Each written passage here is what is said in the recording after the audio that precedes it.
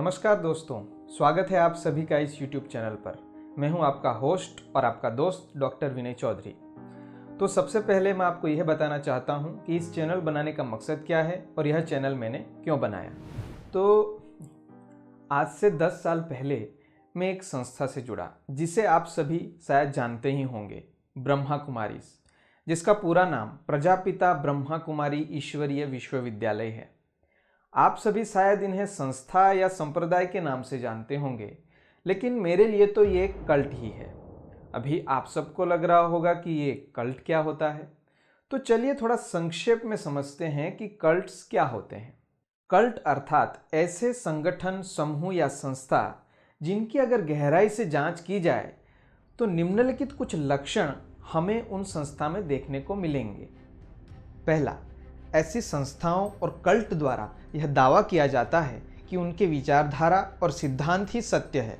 इनके अलावा बाकी सबके सिद्धांत और विचारधाराएं असत्य और झूठ है। दूसरा, ऐसी संस्थाओं और कल्ट से जुड़े सदस्य के विचार, वाणी, व्यवहार और भावनाओं को संपूर्ण रूप से नियंत्रित करने का प्रयास किया जाता है और अगर इनके द्वारा बताए गए इस विचार, वाणी, व्यवहार और भावनाओं के मुताबिक अगर आप अपने जीवन में नहीं चल रहे हैं तो आप पाप कर्म कर रहे हैं या गलत कर्म कर रहे हैं।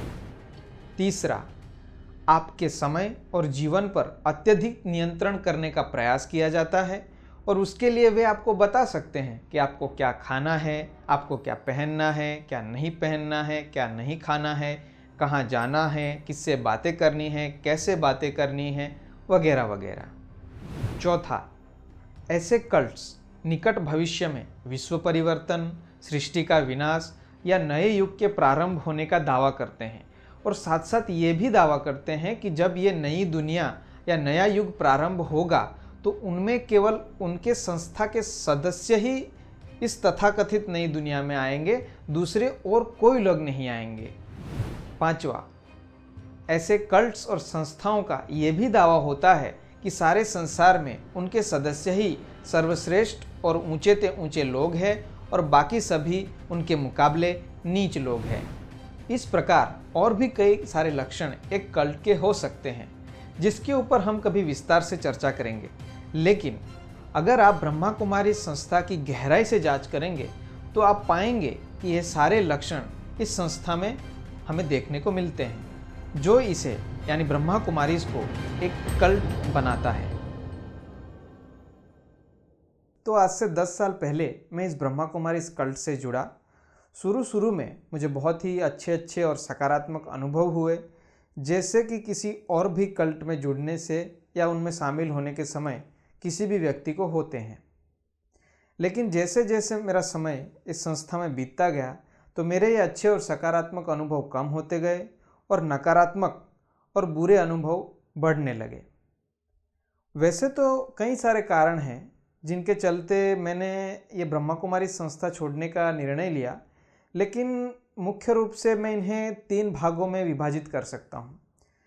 पहला तो है जब मुझे इस संस्था का वास्तविक इतिहास पता चला।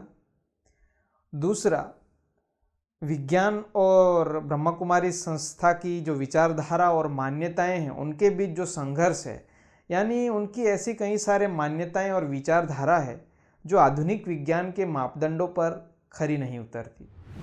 और तीसरा मुख्य रूप से ये कारण रहा कि मेरे अपने स्वयं का अनुभव ही कुछ ऐसा रहा।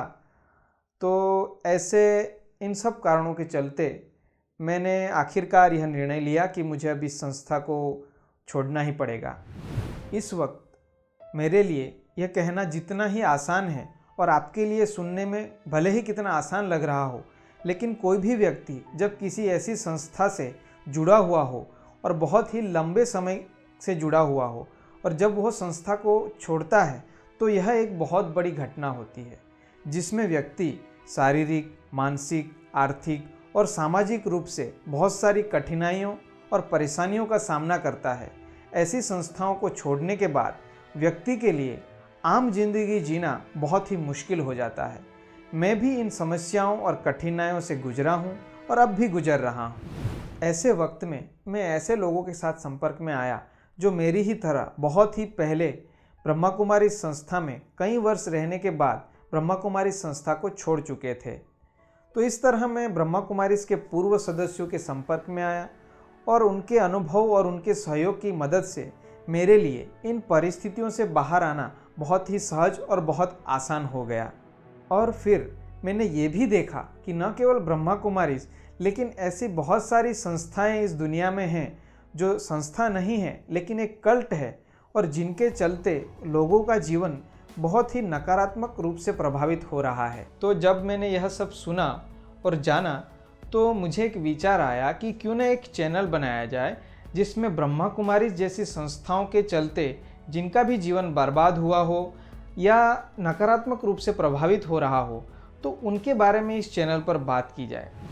अभी संस्था तो अपने बारे में नकारात्मक बातें नहीं बताएगी, वो तो हमेशा ही आपको अपनी सकारात्मक और अच्छा पहलू दिखाएगी, लेकिन उनका दूसरा पहलू जिनके ऊपर चर्चा नहीं होती है उनके बारे में हम इस चैनल पर चर्चा करेंगे। दूसरा, अब जब चैनल बना ही दिया है तो मैंने कुछ एक टॉपिक्स निकाले हैं जिन पर हम इस चैनल पे चर्चा कर सकते हैं या फिर वीडियो भी बना सकते हैं। और अगर आपको भी लग रहा हो कि इस टॉपिक पे वीडियो बनाना चाहिए या आपका और कोई अन्य सुझाव हो तो आप हमें ज़रूर अपनी राय कमेंट बॉक्स में लिखिए।